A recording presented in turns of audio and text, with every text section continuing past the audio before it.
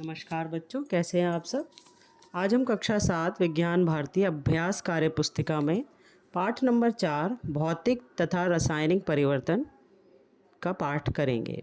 अपनी work book निकाल लीजिए बच्चों।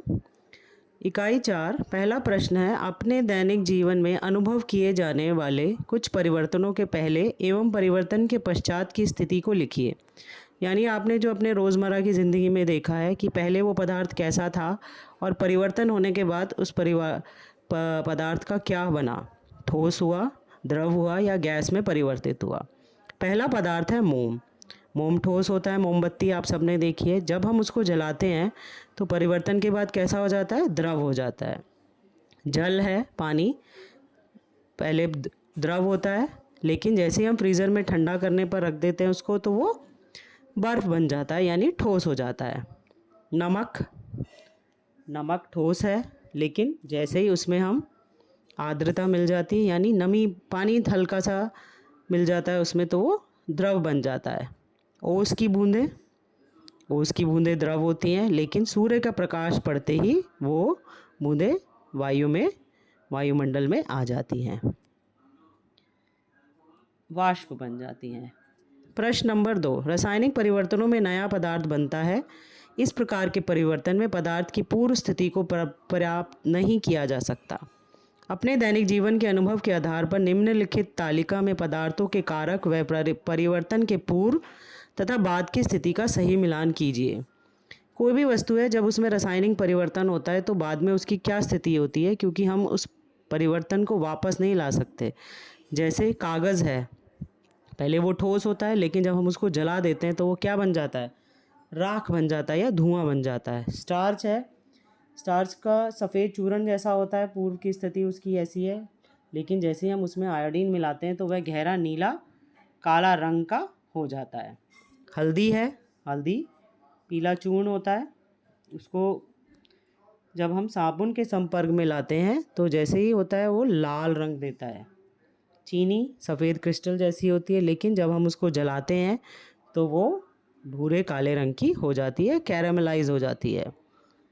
प्रश्न नंबर 3, असत्य कथनों में से दिए गए कथनों में से असत्य कथनों को छांटकर उन्हें सही कीजिए। पहला कथन है, कागज़ को छोटे छोटे टुकड़ों में बांट देना रासायनिक परिवर्तन है। नहीं, यह एक भौतिक परिवर्तन है, क्योंकि कागज़ ही रहता है।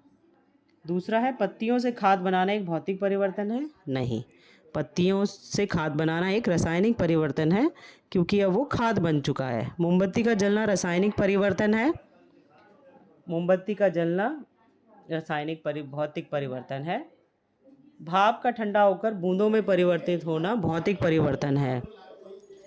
भाप का ठंडा होकर बूंदों से परिवर्तित होना एक भौतिक परिवर्तन है।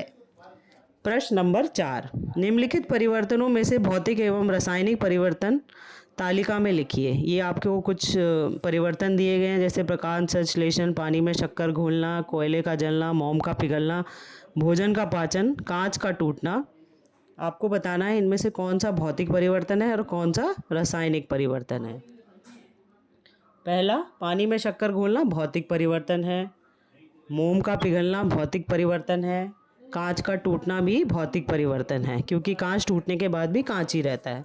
रासायनिक परिवर्तन वो होते हैं जिनका रूप बदल जाता है, बाद में वैसा रूप नहीं रहता, जैसे प्रकाश संश्लेषण के बाद कोयले का जलना और भोजन का पाचन। प्रश्न नंबर 5, रिक्त स्थानों की पूर्ति कीजिए।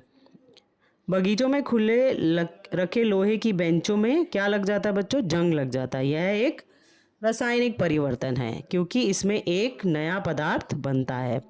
चीनी को पानी में घोलना एक भौतिक परिवर्तन है, क्योंकि हम वापस चीनी को ला सकते हैं। भौतिक परिवर्तन सामान्यतः उत्क्रमणीय होते हैं, यानी रिवर्सिबल होते हैं।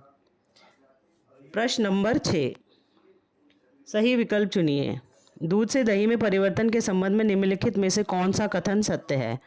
अब दूध से जब दही बनता है तो क्या कौन कौन सी चीज़ें होती हैं। पहला, क्या उसका रंग परिवर्तित होता है। नहीं, वह सफ़ेद रंग का होता है पहले भी और बाद में भी सफ़ेद रंग का ही रहता है। इसके स्वाद में परिवर्तन होता है।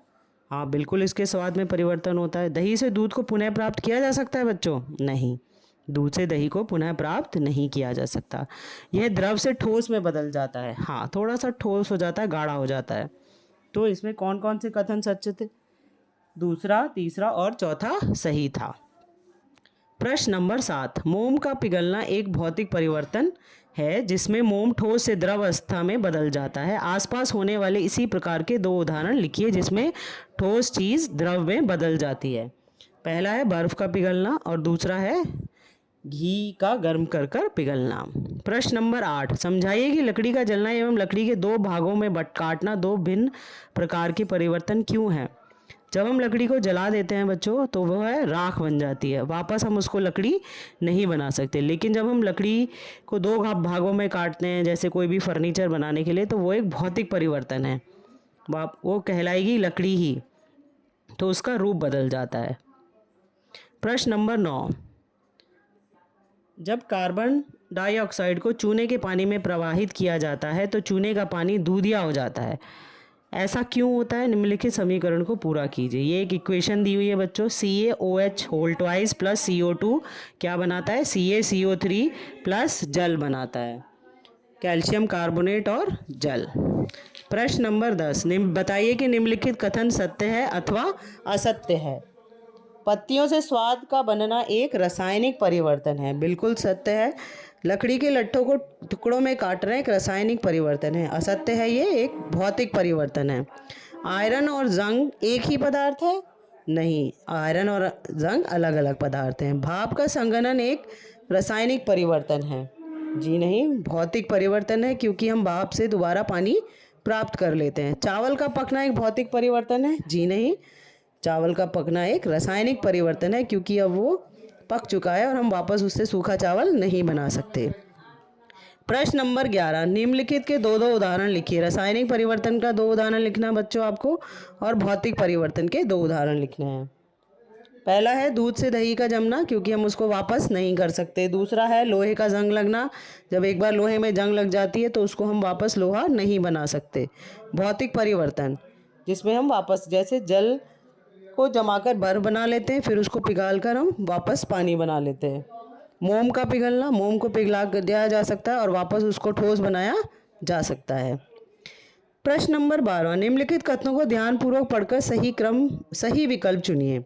किसी पदार्थ के विलयन से शुद्ध क्रिस्टल प्राप्त करने की प्रक्रिया क्रिस्टलीकरण कहलाती है। बिल्कुल सही है। क्रिस्टलीकरण भौतिक परिवर्तन का उदाहरण है? क्रिस्टलीकरण बिल्कुल सही कहा, कथन एक सत्य है, और यानी दोनों कथन हमारे सत्य हैं। प्रश्न नंबर 13, निम्नलिखित में से क्रिस्टलीकरण द्वारा किन पदार्थों को शुद्ध रूप प्राप्त किया जा सकता है? इसमें फिटकरी है, नमक है, कॉपर सल्फेट, तीनों को ही प्राप्त किया जा सकता है। चलिए बच्चे, अपना काम पूरा कीजिए। आप सभी वर्क बुक का पार्ट नंबर 4 ख़त्म कर लीजिए अपना। थैंक यू बच्चों।